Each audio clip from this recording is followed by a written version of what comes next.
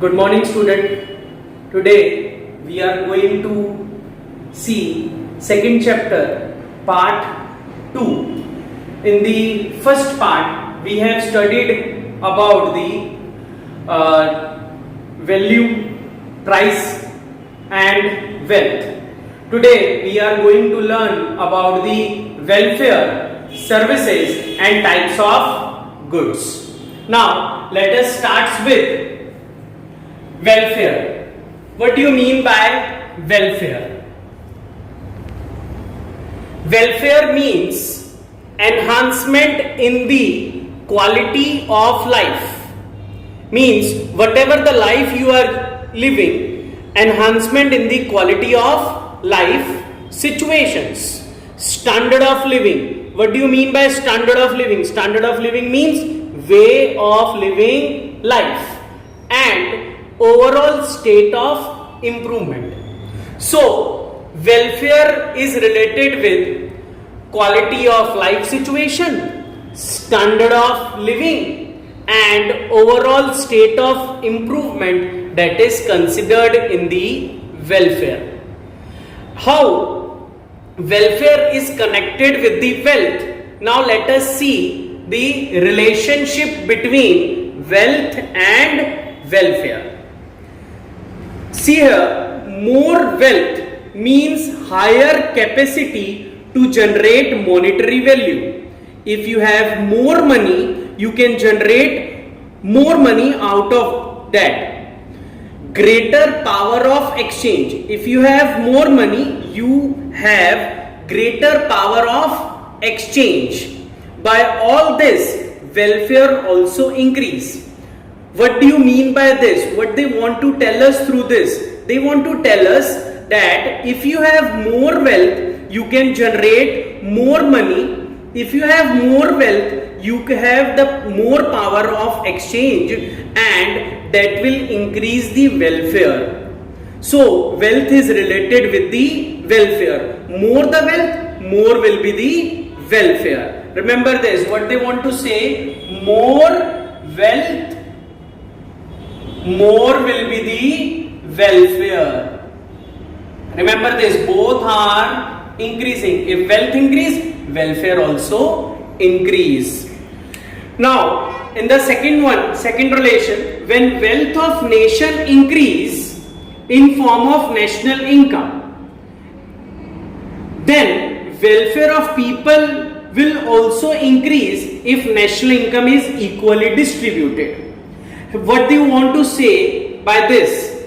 They want to say that if wealth of nation increase in form of national income, then welfare of people will also increase.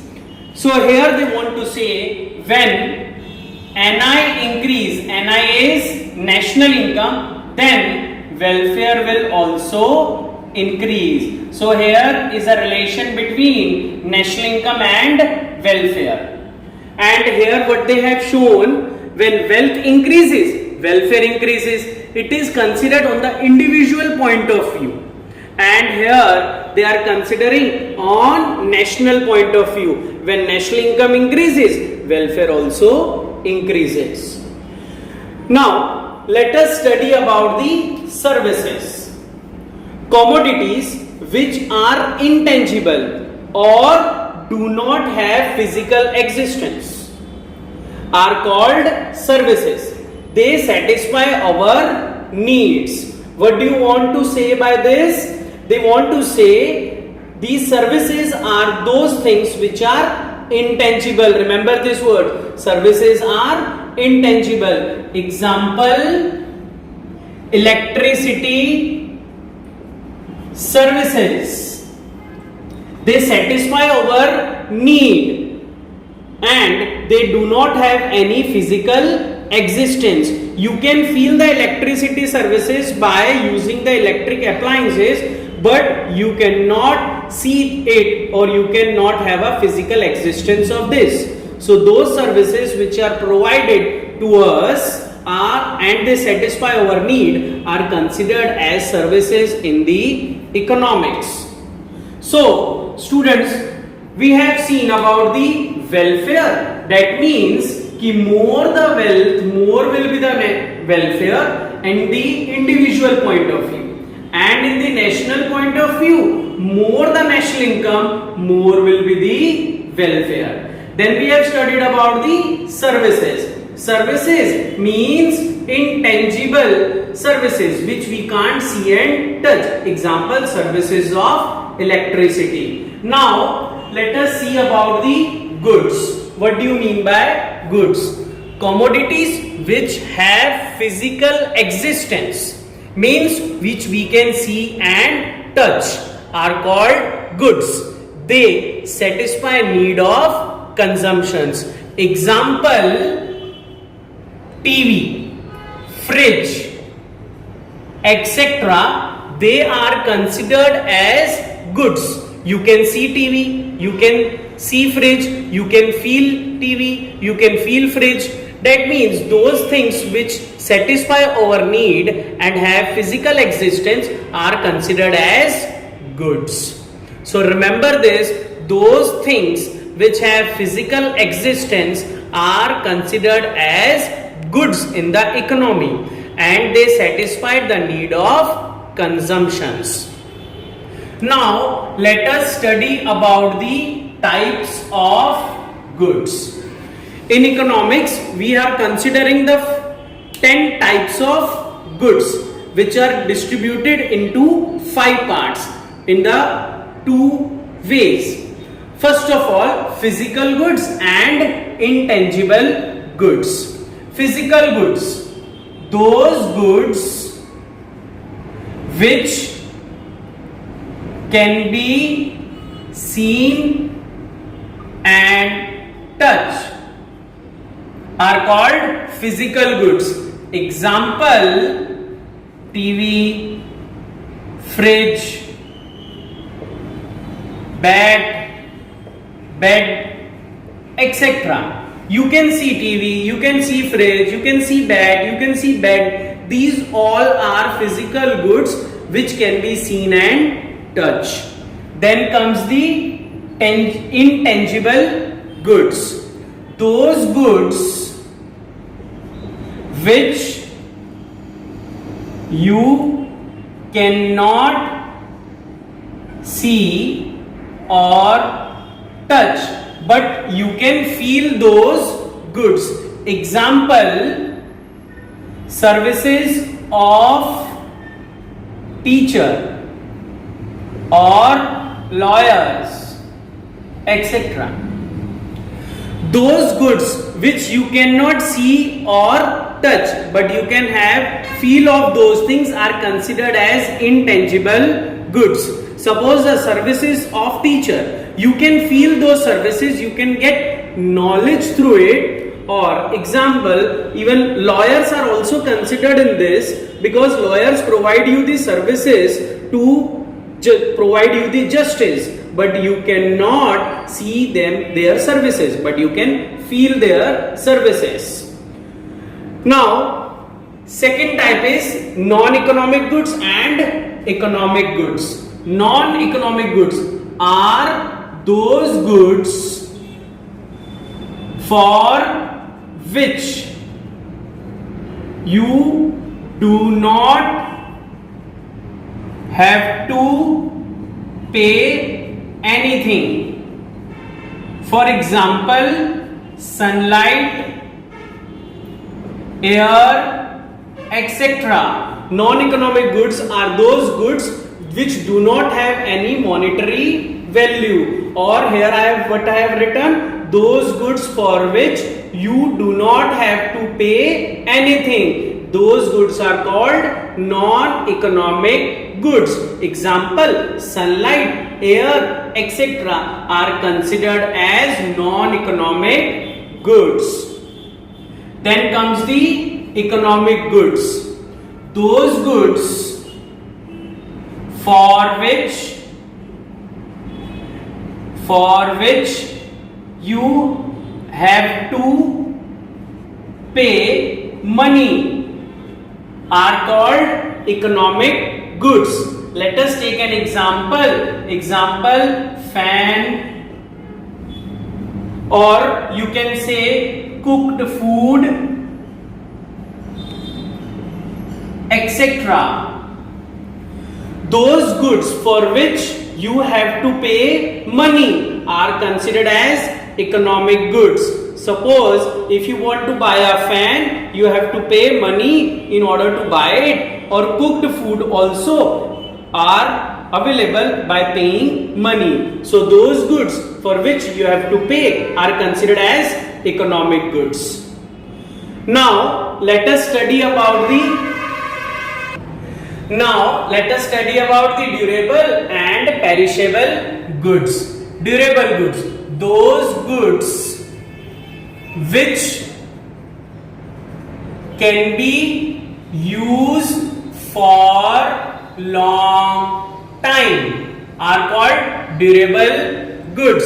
For example, you can take an example as again TV, which can be used for longer period of time, car, etc. These are durable goods. Those goods which can be used for long time are considered as durable goods. For example, TV, car, etc. are considered as durable goods.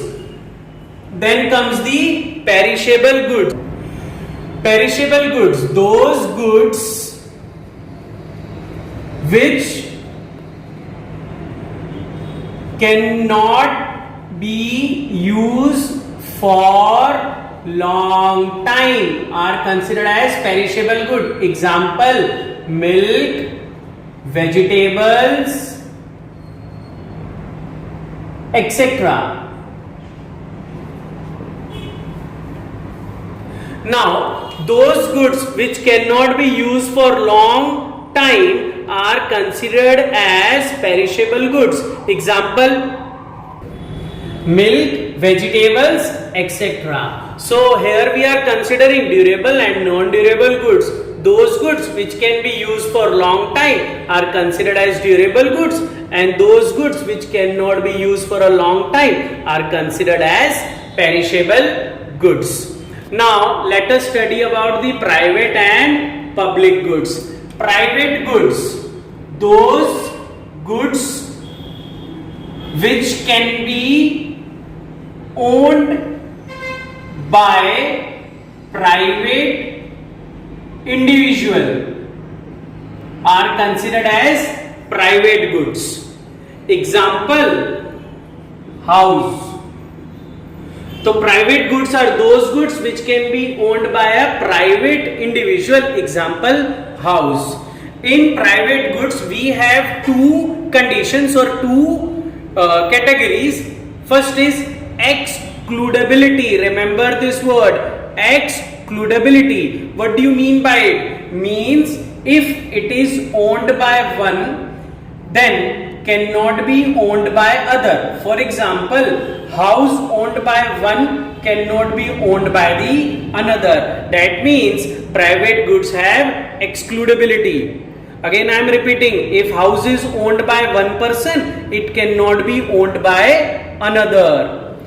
It has second condition also, that is competition. Individual have to compete to own such goods. Example, for buying property, competition among the buyers. If there is someone property and there are two buyers for that property, then there will be a competition among those two buyers to buy that property. That means it has competition.